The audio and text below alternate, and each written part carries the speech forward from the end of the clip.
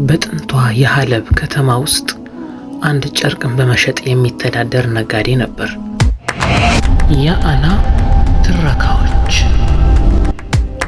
ቻናሉን ሰብስክራይብ ማድረግ እንዳይረሱ። ስሙም ሃሩን ይባላል። ሃሩን ከቤተሰቦቹ የወረሰውን የጨርቅ መደብር ጠንክሮ በመስራት ብዙ ሀብቶችን አካብቶበታል። ነገር ግን አንድ ማንም ያላወቀበት መጥፎ በሽታ ግን ይዞታል። እሱም ምንድነው? ከመጠን በላይ ገንዘብ መውደድና ስስታምነት። ገንዘቦቹን በየጊዜው እያነሳ እየቆጠረ እየደበቀ ከሚወልደው ልጅ በላይ ነበር የሚንከባከበው። ይህ በሽታው አልፎ ተርፎ ቤቱ ላይ አንዲትም ንብረት እንኳን አይገዛም። ያሉትም ንብረቶች ጃጅተዋል፣ አርጅተዋል። ሰራተኛ ራሱ ቀጥሮ ማጸዳት አይፈልግም፣ ምክንያቱም ገንዘብ ማውጣት አይፈልግምና። ሚስቱ በጣም የዋህ ደግና ትሁት ናት። እሱ ግን በተገላቢጦሽ መርዝ ነው፣ መሰሪ ነው። ሁሌም ይጮህባታል። ቤቴ ውስጥ ማንኛውም አይነት ለማኝ አታምጭብኝ፣ ንብረቴን አንድ ሰው እንዲካፈለኝ አልፈልግም በማለት የስግብግብነት ጥጉን ያሳያታል። አልፎም ተርፎ የሚመገበው ምግብ ራሱ ቁራሽ ዳቦ በዘይት ነው። ሌላው ይቅርና የገዛ ሚስቱ የምትበላውን ምግብ ራሱ ሳይቀር ኩሽናዋ እየገባ ይቆጣጠርባታል። ባለቤቱ ከምታስቡት በላይ የተሻለችና የዋህ ናት። አትክልቶችን ትንከባከባለች። ጥገኝነት ራሱ አትወድም። ከባሏ ሩብ ራሱ አትቀበልም። ለነገሩ የት ይሰጣት። ሆኖም ራሷን ለመቻል ብዙ ነገር ታደርጋለች። ለምሳሌ የተለያዩ ከጥጦች ክሮችን እየፈተለች ጨርቅ፣ ነጠላ፣ ጋቢ የመሳሰሉትን እየሰራች ለነፍሷና ለጉሮሮዋ ትዘጋለች። አንዳንድ ጊዜም ከጓሮዋ በኩል ጎመኖችን እየተከለች አንዳንዴ እንደ ቁርስ ትጠቀመዋለች። ባለቤቷ ሁሌም ድምፁን ከፍ አርግቶ ይጨቃጨቃታል። እሷ ደግሞ በጸሎት ነው የምትሸፍነው። ካላትም ቁራሽ ዳቦ ለሚስኪኖች ትሰጣለች። እንዲህ ነው እንጂ ቸርነት። አንድ ዳቦ ቢኖራት እሱኑ ለሁለት ቆርሳ ለሚስኪን ትሰጠዋለች። አህያ ጅቦ ግን በየጊዜው ሳንቲሞችን እያየ ልክ እንደ ልጆቹ ነው የሚቆጥራቸው ሁላ። ድምፁን ከፍ እያደረገ እየሳቀ በጣም ይገርማል፣ ይህን የመሰለ ሀብት አለኝ ይላል። ለራሱ ዳቦ ራሱ ደህና ዳቦ ራሱ ገዝቶ አይመገብም። የመስገብገብ መጨረሻው እንግዲህ ይህ ነው። እስከ መጨረሻው ተከታተሉ። ሁሌም ቢሆን እንዲህ ያለ ራሱ ላይ ስለሚያፌዝ ባለቤቱ ከውጭ ትሆንና ፈጣሪ ሆይ ይሄ ሰውዬ ከልብ ታሟል እንድታሽረው እያለች ሁሌም ቢሆን ጸሎት ታደርግለታለች። ከዕለታት በአንዱ ቀን ንብረቶቹን የሚያስቀምጥበት ሳጥን ነገር ፈልጎ ወደ ነርክ ተራ ሄደ። አሮጌ ተራ ተመልከቱ እንግዲህ የነፉግነቱ ብዛት። አዲስ ዕቃ ራሱ መግዛት አይወድም እና አንድ ቀን እግሩ የተቆረጠ የተጣለና ያረጀ ቁም ሳጥን ይመለከታል። በጣም ደስን ያለው በቃ ሊገዛው ከአንዳንድ ሄዶ ነጋዴውን ተስማማው፣ ሻጩን ማለት ነው። ብዙ ገዦች ተመልክተውት በጣም አስጠልቷቸውን ሄዱት። እሱ ግን ብዙ ገንዘብ እንዳያስወጣው በመፍራት ነው ይሄን የመረጠው። ሆኖም ተስማማና ገንዘቡን ከፍሎ ተሸካሚዎችን ከከፈለ ወዲህ ቤቱ ያደርሱለታል። ቤቱም እንደደረሰ ባለቤቱ ይህን ነገር ተመለከተች። ይገርማል፣ ይሄ ሰውዬ እንዴት ሊገዛ ቻለ አለች። ሆኖም እሱ ላለማስከፋት እንኳን በደህና መጣ ውዱ ባለቤቴ፣ ይህ የገዛው ንብረት በጣም ያምራል፣ አዲስም ነው፣ እንዴት ያስደስታል። አሁን አጸዳልህና ንብረቶችን ውስጥ ታስቀምጣለህ ስትለው ምንድን ያልሽኝ?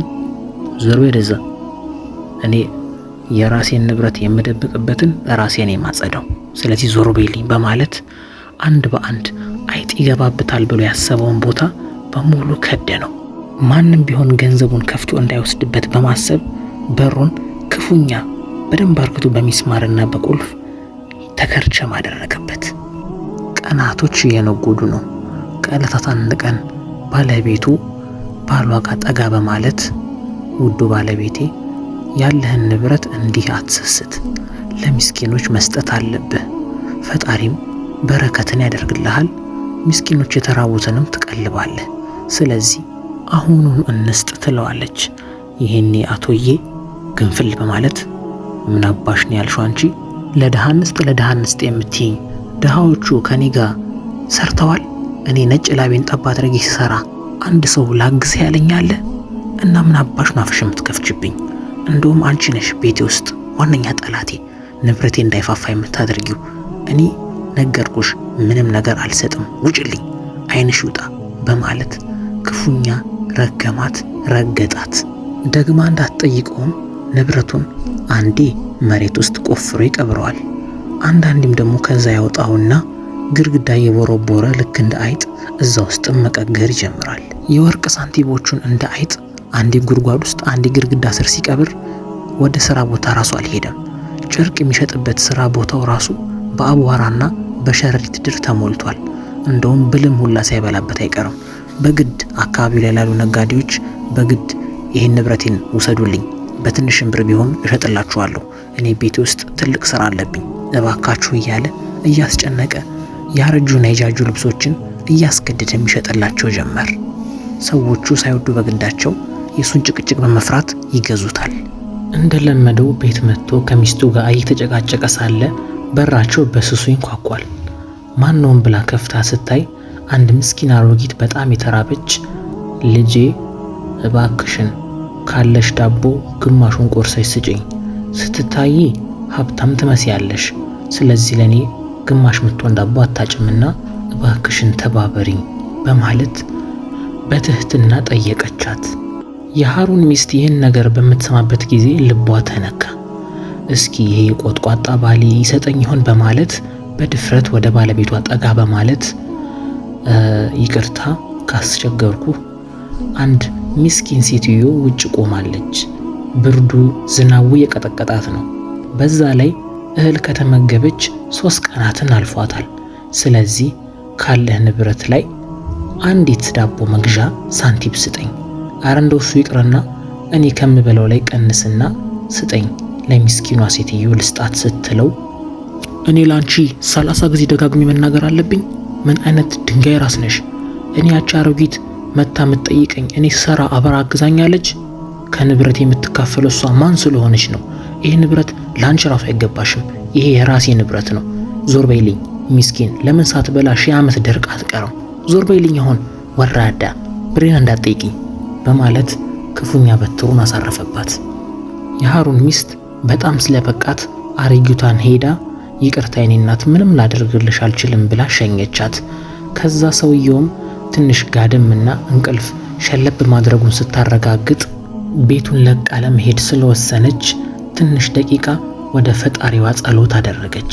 በጉዞዋ ላይ ምንም አይነት ጉዳትና እንከን እንዳያጋጥማት ከዛ የምትሰግድበትን መስገጃ በመያዝ ጉዞ ወደ እናቷ ቤት ቀጠለች። የከተማው ብርድ ዝናብና ወጨፎ ቢያስቸግራትም ከጨቅጫቋ ባል በላይ ያሰቃያት የለምና ይህ ነገር እንደ ተራ ነገር ነበር ያየችው። ሆኖም ጉዞዋን ቀጥ ብላ ወደ እናቷ ቤት አደረገች። ወደዚያ አላለችም፣ የመጨረሻዋ ነበርና። አንዳንድ ጊዜ ትዕግስትም ገደብ አለው ይባላል። እውነት ነው። አይነጋ ቀን የለምና ነጋ። አቶ ሃሩን እንደተነሳ ሚስቴ ምኔ አይልም፣ ቀጥታ ወርቆቹን እየሄደ እንዴት አደራችሁ ወርቆች እያለ ካሉበት አንስቶ ይቆጥራቸዋል። እስኪ 1 2 3 በጣም ደስ ይላል። ይገርማል። ከእንቅልፌ ስነሳ የእናንተን አይን ማየትና እናንተን ማሽተት በጣም ያስደስተኛል እያለ እንደ ጅል ለብቻው ከወርቆቹ ጋር ይለፈልፋል። ሌላም ቦታ ያስቀምጠውንም ወርቅ እንዲሁ በስትክክል ያየዋል። ከዛም ተነስቶ ባለቤቱን ፍለጋ ይጀምራል። ግራ ቀኝ ይመለከታል። ግራ ቀኝ። የት ነሽ ውዷ ባለቤቴ? ወዴት ሄድሽ? ትላንት ያስተረፉት ግማሽ ዳቦ አለ፣ እዛ የተቀቢና አምጪልኝ፣ ርቦኛል። እንዴ የለችም? ኧረ ጉዴ! ቤቱ አሁን ሰፋኛ፣ ማንም የሚቀራመተኝ የለም። እንኳንም ወጣችልኝ እቺ ድንጋይ ራስ። ከዚህ በኋላ ህይወቴን በተድላ ነው የምመራው። ከዚህ በኋላ ማንም መጥቶ ለሚስኪን ስጥ እያለ አይጨቃጨቀኝም እያለ እየተደሰተ ነበር። ሆኖም ግን ያ ደስታው ብዙም አልዘለቀለትም። የቤቱ ስፋትና የቤቱ ጭርተኝነት በጣም ረበሸው። ሌላው ይቅርና የሚበላበት የምግብ ሳህን በራሱ በመቆሸሽ ተጠራቀመበት። ቤቱ ክፉኛ መሽተት ጀመረ። በሸረሪት ድር በቆሻሾች ተሞላ። ጎረቤት እስከማወቅ ደረሰ። ይህኔ ሰውየው በጣም ተከዘና አዘነ። ጭቅጭቁ ቢያንገሸግሻትም ሁሌም ቢሆን ንጽህናውን ትጠብቅለት ነበር። አሁን ግን ያን ንጽህናው የሚጠብቅለት አንድም ሰው የለም። ራሱን ጣለ። ትካዜ ውስጥ ገባ። ጺሙ አደገ፣ የሚበላው የለም፣ ልብሶቹ ቀመሉበት ላዩ ላይ። እንደዛም ሆኖ ግን ደስተኛ ነው። ምክንያቱም ገንዘቡ የሚወስድበት የለም። ከቤቱ የሚወጣው ክፉኛ ሽታ ጎረቤቶችን ረበሻቸው። የአካባቢው መንደርተኞች በሙሉ ተሰብስበው ይሄ ሰውዬ እኮ ሚስቱ ወጣችበት፣ ቤቱ እንዴት ይሸታል መሰላችሁ? አይጥ ከላይ ከታች እያለ ቤቱን ረበሸው። እረ ምን እሱ ብቻ፣ ከቤቱ ከኩሽናው የሚወጣው ቆሻሻ ሽታ ረበሸን። የሚገርም ሰው ነው። እንዴት አንድ ሰው ለራሱ ሀብትና ገንዘብ ሲል የገዛ ሚስቱን ያባራል? አሁን ይድላው እንግዲህ ይተኛበት እያለ የአካባቢው መንደርተኛ ሲያወራ ይህ ወሬ ከተማው ላይ ላሉ አደገኛ ወንበዴ ዱርዬ ሌቦች ዘንድ ጆሮአቸው ውስጥ ይገባል። ሰው ሁሉ በተኛበት በጸጥተኛው ሌሊት ውስጥ ቤቱን ሰብረው በመግባት አንዲት ሳንቲም እንኳን ሳትቀር መዝረፍ ጀመሩ። ሰውየው ምንም ማድረግ አይችልም፣ ተታግሎም መጣር አይችልም። ፌንት አስበሉትና አንድ በአንድ ሳንቲም ይወስዱበታል።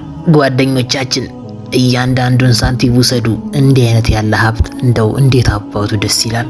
አንተ ይህን የመሰለ ሀብት ይዘ ዘበኛ እንኳን አትቀጥርም፣ ለእኛ ሲሳይ ሆነልን እያሉ በጣም ደስተኛ ሆነው ዘረፉት። ሲነቃ ራሱን ነው እዛ ክፍል ውስጥ ያገኘው። ማንም የደረሰለት የለም። ባይሆን ፖሊስ ላኩለትና ከተጎዳበት ከተኛበት ፖሊሶች አዳኑትና አነሱት። ሌላ ማንም ምንም ያደረገለት የለም፣ ምክንያቱም አመሉን ስለሚያውቁት። ሰውየውም ከደነዘዘበት ነቃ እንዳለ ወዲያው ትካዜና ድባቴ ውስጥ ገባ። ቁጭት ያዘው። ባለቤቱ ትታው በመሄዱ ንብረቱ ሁሉ በመዘረፉና ለዚህ ሁሉ መንስኤው መስገብገቡ እንደሆነ ስለገባው አንዲትም ደቂቃ እንኳን ሳታልፍ ራሱ መውቀስ ጀመረ። ሁሌ ይበሳጫል፣ ጸጉሩን ያሻል፣ ይበሳጫል ሁሌም ቢሆን። መንደርተኞቹ አበደ እስኪሉ ድረስ የቀድሞ ሚስቱን ባለቤቱን ስም እየጠራ ሁሌም ቢሆን መጮህ ሆነ ስራው። አንዳንዴም ሲነሳበት ልጆቼ፣ ወርቆቼ እያለ አሁንም ከትካዜ ያሉት ዘለለም። ወዲህ ደግሞ ባለቤቱ በሰላም የእናቷ አካባቢ ደርሳለች።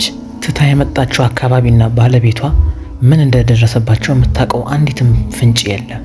እሷ በሰላም ከእናቷ ጋር የሚያስደስት ኑሮ ትኖራለች። ሌት ተቀን እናቷን እየካደመች ጥሩና ደስተኛ የሆነን ህይወት መምራት ጀመረች። የመስገብገብ መጨረሻው ይሄ ነው። አልጠግባይ ሲተፋ ያድራል እንዲሉ ሰውየው ጎዳና ተዳዳሪ ሆነ።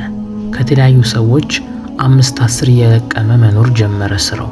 በእርግጥ ይሄ ሰውዬ ድህነቱን ከተከናነበ ወዲህና ጎዳና ከወጣ ወዲህ አንድ ትልቅ ነገር ተከስቷል። እሱ ምንድነው? እንደ ወትሮ ግማሽ ዳቦ አይበላም። አንድ ዳቦ ገዝቶ መመገብ ጀምሯል። እነሆ የዛሬ ታሪካችን እዚህ ላይ ያበቃል። ጠንክሮ ገንዘብን መስራት ጥሩ ቢሆንም ግን እንደዚህ ሰውዬ መስገብገብ መጨረሻው ክፋት መሆኑን ከዚህ ተረድተናል። የእናንተንም ሀሳብ ኮሜንት ላይ አስቀምጡልኝ።